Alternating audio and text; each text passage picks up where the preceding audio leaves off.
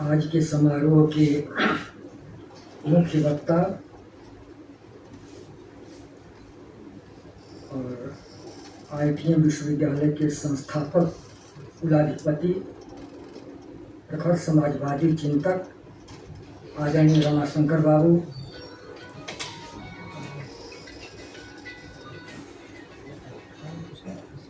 सभागार में उपस्थित पूर्व केंद्रीय मंत्री आदरणीय देवेंद्र प्रसाद यादव जी, बिहार विधान परिषद के माननीय उपसभापति डॉक्टर रामचंद्र पूर्वे जी, पूर्व सांसद आदरणीय राजनीति प्रसाद जी, बिहार सरकार के पूर्व मंत्री आदरणीय शिवचंद्र राम जी,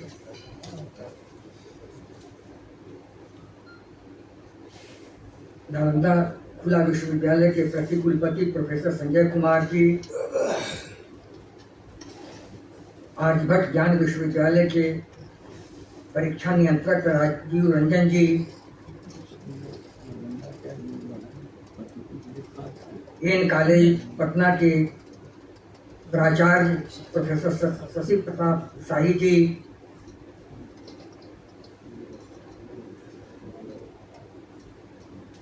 सामाजिक राजनीतिक कार्यकर्ता और बौद्धिक विमर्श चलाने वाले बंधु मदन जी और कंचन जी, संयोजक इस आयोजन के डॉक्टर विद्यार्थी जी, सभागार में उपस्थित देवी और सज्जनों, मेरे सभी पूर्व वक्ताओं ने बहुत विस्तार से और सम्यक रूप से विषय पर प्रकाश डाला है। मैं ज़्यादा समय नहीं लूँगा आपका। अभी जहाँ आदरणीय रमाशंकर बाबू ने जिस प्रश्न का उत्तर दिया राजनीति प्रसाद जी के प्रश्न का कि टूट हो गई और मधु जी पर इल्जाम लगता है, महोदय कभी कभी ये संयोग होता है। मैं तो साहित्य का विद्यार्थी रहा हूँ।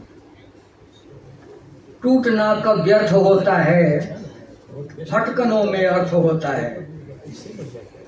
टूटने के बाद हम सड़क पर आ जाते हैं ना, भटकते रहते हैं, इसमें भी एक अर्थ है।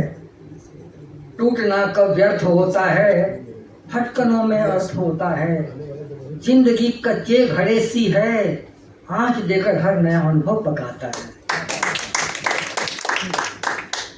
और उसी अनुभव ने एक नई सीख दी है कि आप सब आज सभी समाजवादी लोग और अलग अलग देश भर में जो बिखरे हुए लोग हैं फिर टूटने की कोशिश कर रहे हैं। इसलिए टूटना भी कभी कभी सार्थक ही होता है।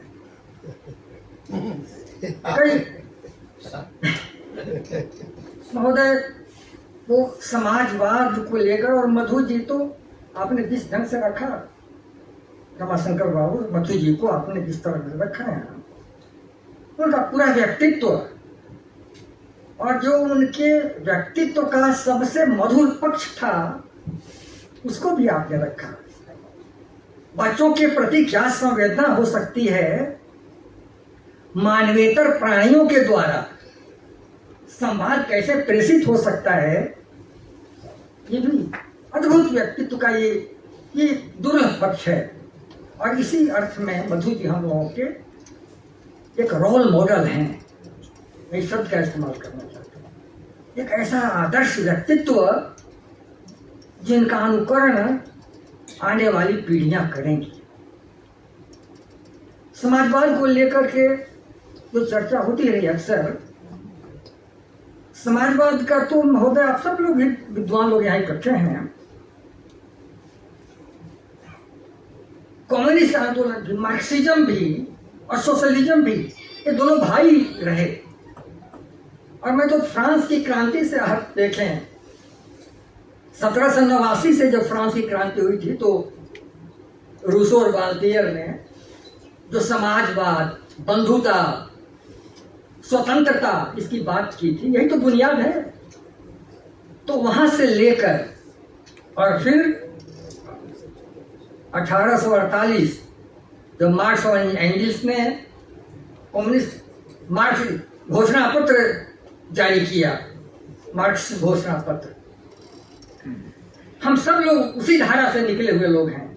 लेकिन यहाँ जो समाजवाद आया जिसकी आपने चर्चा की, गांधी, लोहिया, जेपी, तो हमने भी, और 1848 एक कम्युनिस्ट घोषणा पत्र, मार्क्सिस्ट घोषणा पत्र, और 1884 में लंदन में जो फेबियन सोसाइटी स्थापित की जॉर्ज बर्नार्ड शॉ ने, एक लेखक थे, नाटककार थे George Bernard Shaw, Fabian socialism. तो उस फेबियन सोसाइटी से ही फेबियन सोशलिज्म निकला। और हमारे यहाँ भी जो भारतीय, और फिर आप 17 मई 1934 इसी बिहार में अंजुमन इस्लामिया हॉल में समाजवादियों का बड़ा सम्मेलन हुआ आचार्य नरेंद्र देव की अध्यक्षता में। तो वो सब, आचार्य जी भी पहले मार्क्सिस्ट थे, लेकिन गांधी जी के संपर्क में आने के बाद, और 42 का पूरा आंदोलन, तो मैं अक्सर कहता हूं कि 42 का पूरा आंदोलन समाजवादियों का आंदोलन इस देश में रहा है, जिसमें मार्क्सिस्ट कुछ अलग हो गए थे, लेकिन जो उस धारा की धीरे धीरे जो अब 34 का जो सम्मेलन हुआ था पटना में, उसमें नमूदिरवाद भी थे, मार्क्सिस्ट रहे। तो ये आंदोलन निकला, यानी फ्रांस की क्रांति से लेकर मार्क्स, एंगल्स, और फिर मैं याद करूंगा जॉर्ज बर्नार्ड शॉ और उस मार्क्स के बीच जो अंतर आया वो यही आया। बर्नार्ड शॉ ने भी स्वीकार नहीं किया उस मार्क्सिज्म को, एक ही मुद्दे पर मार्क्स, बाद में जो हिंसा को स्थान दिया गया था बर्नार्ड शॉ ने उसे स्वीकार नहीं किया, और फेबियन सोशलिज्म उस हिंसा को अलग करता है। और हमारे यहाँ जो धारा है, जो संपर्क में जो लोग आए बर्नार्ड शॉ के, और बर्नार्ड शॉ तो बड़े लेखक थे, नाटककार थे, लंदन में नगर पालिका का चुनाव भी लड़े बर्नार्ड शॉ, एक ही मुद्दे को लेकर कि महिलाओं के लिए शौचालय की व्यवस्था नहीं है शहर में, इस पर चुनाव लड़े बर्नार्ड शॉ। बर्नार्ड शॉ ने जो हिंसा को निकाल दिया मार्क्सवाद से, ये उनकी बड़ी देन थी। और हमारे यहाँ जो समाजवाद का विकास हुआ, गांधी ने जो कहा, जो सभी समाजवादी 42 के आंदोलन के जितने लोग थे, अच्युत पटवर्धन हो, अरुणा असफ अली हो, डॉक्टर लोहिया हो, जयप्रकाश नारायण हो, सारे लोग गांधी के पीछे आए। इसलिए आए कि उस समाजवाद में जो फेबियन सोशलिज्म का समाजवाद था, जिसमें हिंसा नहीं थी, गांधी की अहिंसा ने ही इन सभी समाजवादियों को आकर्षित किया था। और महोदय, यही बड़ा कारण रहा कि हिंसा रहित और लोकतंत्र पर इसमें बल दिया गया था। लोकतंत्र हमारा मूल, लोकतंत्र पर ज्यादा जोर था, और इसलिए भारत में जो समाजवाद विकसित हुआ वो हिंसा रहित लोकतांत्रिक समाजवाद है। और ये रास्ता गांधी की प्रेरणा और लोहिया, जयप्रकाश, अच्युत पटवर्धन, अरुणा असफ अली, ये सारे लोग जो इस रास्ते पर चलने वाले लोग थे, इनका समाजवाद है। यही किसी न किसी रूप में हमारे यहाँ अलग अलग घटकों में ये भटकता रहा। लेकिन मैंने कहा कि दोनों भाई थे, मार्क्सिस्ट भी और सोशलिस्ट भी, लेकिन केवल एक मुद्दे पर हमारी सहमति नहीं थी, हिंसा को लेकर ये अलग हो गए। यही ये बुनियाद है।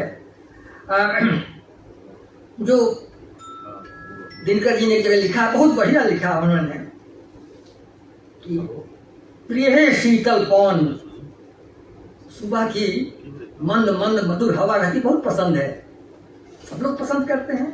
प्रिय है शीतल पवन, प्रेरणा लेता हूं आंधी से, आंधी से भी प्रेरणा लेता हूं। जब संघर्ष करना होता है तो आंधी भी हमें प्रेरित करती है। प्रिय है शीतल पवन, प्रेरणा लेता हूं आंधी से, अच्छे लगते मार्क्स किंतु है मुझे प्रेम गांधी से। मार्क्स अच्छे लगते हैं, हम समर्थन करते हैं उनका, लेकिन गांधी से हमें प्रेम है। इस प्रेम को आप क्या करिएगा।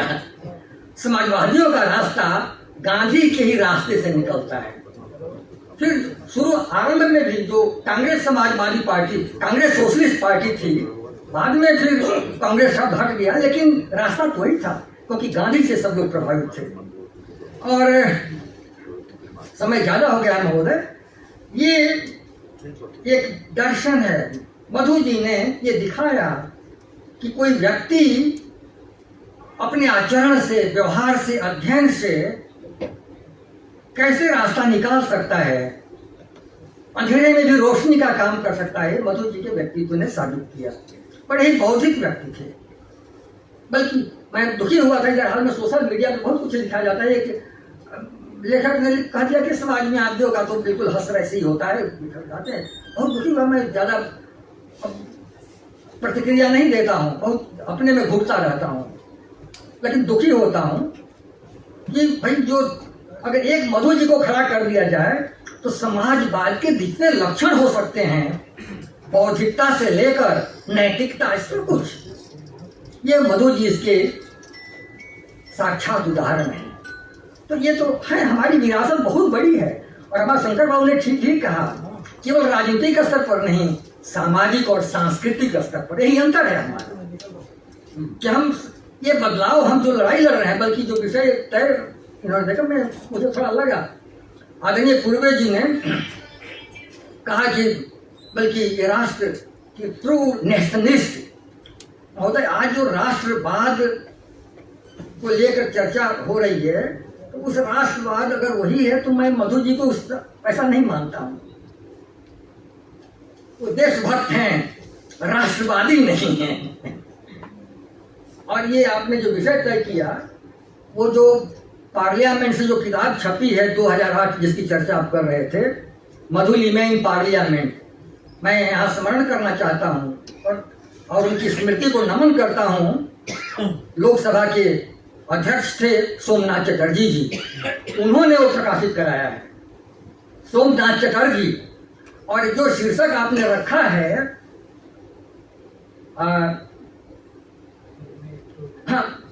मधुले में ट्रू नेशनलिस्ट, यही शीर्षक उसी पुस्तक में, बहुत मोटी पुस्तक है,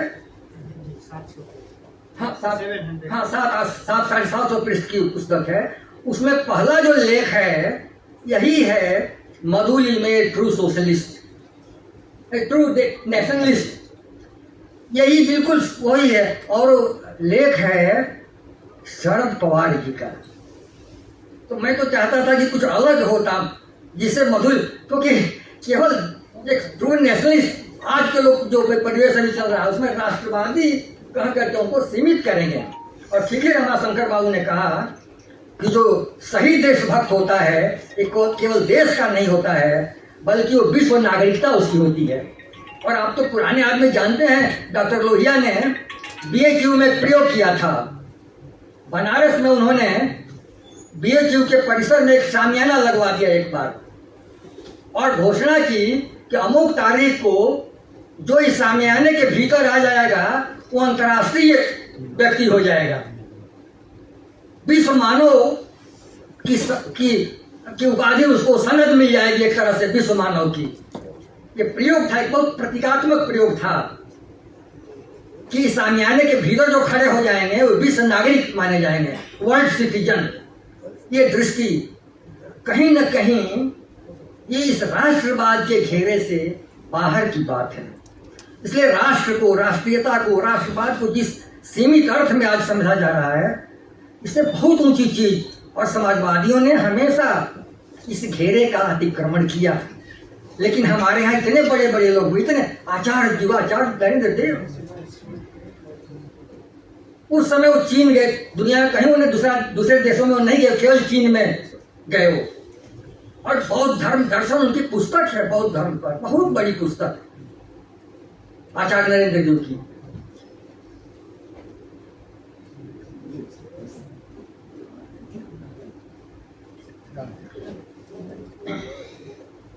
तो इतने बड़े बड़े लोग हुए, लेकिन समाजवाद की गाड़ी कहाँ रुक गई, क्यों परिवर्तन नहीं हुआ?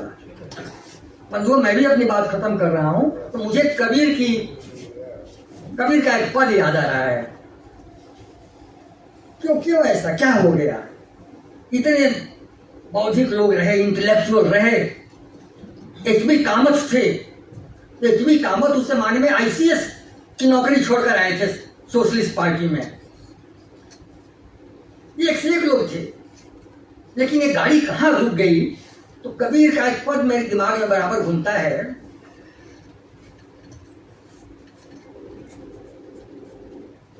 चलते चलते पग थका, चलते चलते पग थका, नगर रहा 9 कोस। 9 कोस पर शहर था, नगर था, लेकिन पहुंच नहीं सके। विश्राम करने की जरूरत पड़ गई। ये नगर जो रहा 9 कोस, नगर जो है वो लक्ष्य है, वही नगर है कबीर का, जो लक्ष्य है हमारा।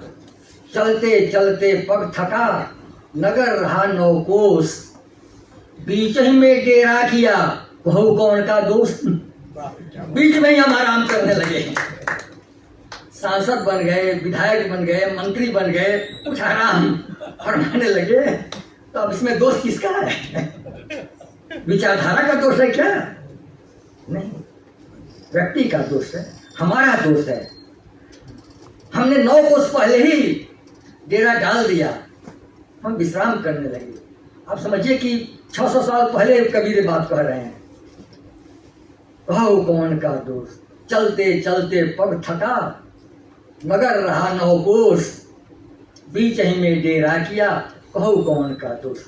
इसलिए मित्रों, आज जो समय आ गया है कि 9 कोस की दूरी जो रह गई है उस 9 कोस की दूरी को हम अपने संकल्प से, हम अपने विचार से, हम अपनी एकजुटता से उस 9 कोस की दूरी को तय करें।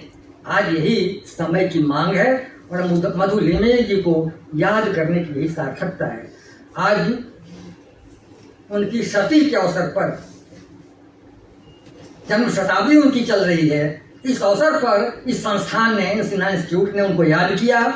हम लोगों के लिए प्रेरणा का एक स्रोत बना। इसके लिए मैं आयोजकों को बधाई देता हूं और एक चिंता अपनी व्यक्त करता हूं।